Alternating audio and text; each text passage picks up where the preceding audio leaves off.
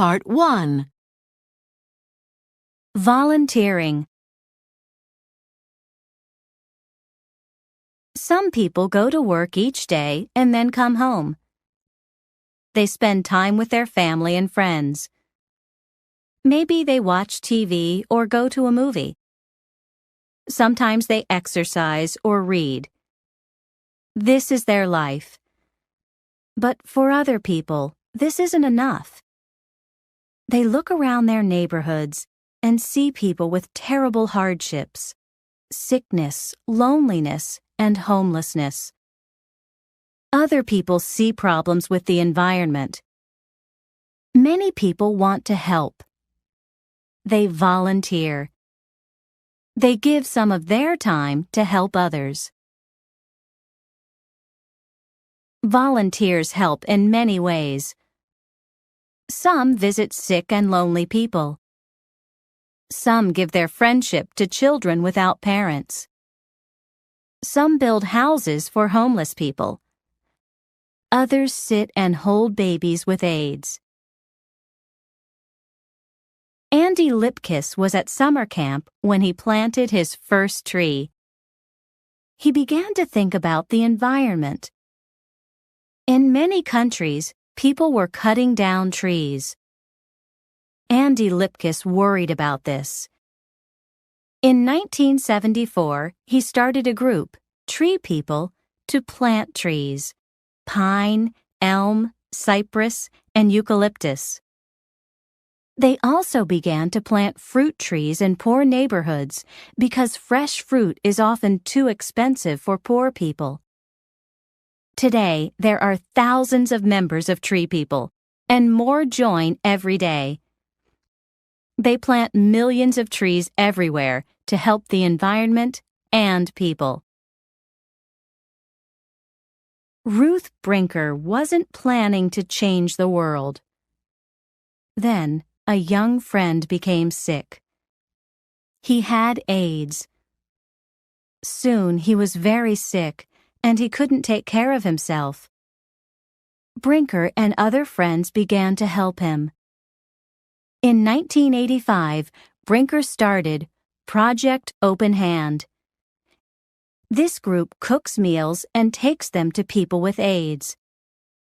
Soon, Project Open Hand volunteers were cooking many meals every day and delivering them to people who couldn't leave home. Today, volunteers prepare 2,000 meals daily. Ruth Brinker didn't plan to change the world, but she is making a change in people's lives. Only 3 volunteers began the Marine Mammal Center in Northern California in 1975. Today, there are 800 volunteers. They work with mammals. Mammals are animals that feed on their mother's milk when young. The volunteers help sick ocean mammals, seals, sea lions, and sea otters. The sick animals become well and strong. Motherless baby animals grow big and healthy. For many weeks, or sometimes months, volunteers help to feed and take care of these animals. They also work in an educational program that teaches people about these animals.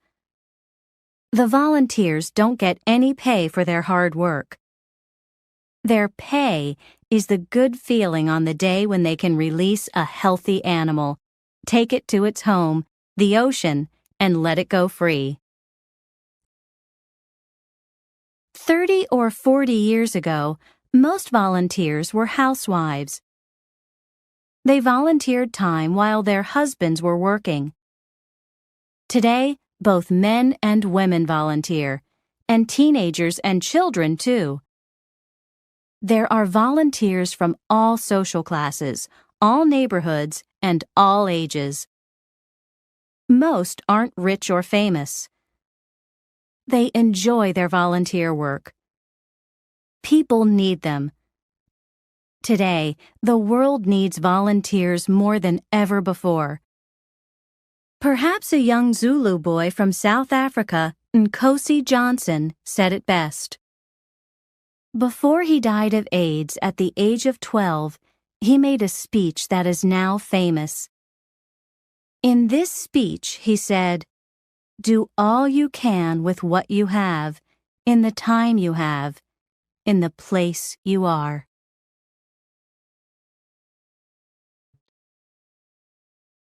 Part 2. My special year. My name is Pablo. I think I'm a lucky guy. I have a good family, and we live in a nice neighborhood in a really special place, Puerto Vallarta, Mexico. People travel here from many countries for their vacations. We have beautiful beaches, hotels, restaurants, shopping, and sports. However, in my beautiful hometown, there are also very poor neighborhoods. These areas are crowded and have a lot of crime. Life is terrible for many of the children in these areas. Some don't really have a childhood because they're homeless and live on the streets. They don't have families or education. They don't have enough food. Most of them have chronic stress. Many use drugs or have diseases or mental problems. Last year, I came back to Puerto Vallarta from my university in Mexico City. I spent 1 year as a volunteer with an organization called Outreach International. They have several programs. I volunteered for one program to help street children. It was the best and most difficult year of my life. I learned a lot that year. I worked in a home for street children, all boys at this one. It's in an old school that nobody uses now. At this home, the boys have a place to sleep and 3 meals daily, but it's not a school. They go to a neighborhood school. The home keeps the boys off the streets. It shows them another way of life. As a volunteer, I helped to prepare meals. I taught games such as basketball and football and art. I helped the kids with their homework. These kids can be fun. They have a lot of energy, but they're also really tough. Their hardships on the streets make them strong, and not always sweet little children. At this boys' home, I met 2 other volunteers, Brian from Canada and Greg from Australia. In many ways, we were very similar. We were the same age, came from good homes, had a good education, and liked to travel. They were both college students, like me. We became friends. I helped them with Spanish, and they helped me with English. They came to meet my family, and we had fun together. Now we email each other. But more than anything, I will always remember the children. I hope their lives can be better in the future. The contrast between their lives and my life is big. I hope they can have a good life, like I do.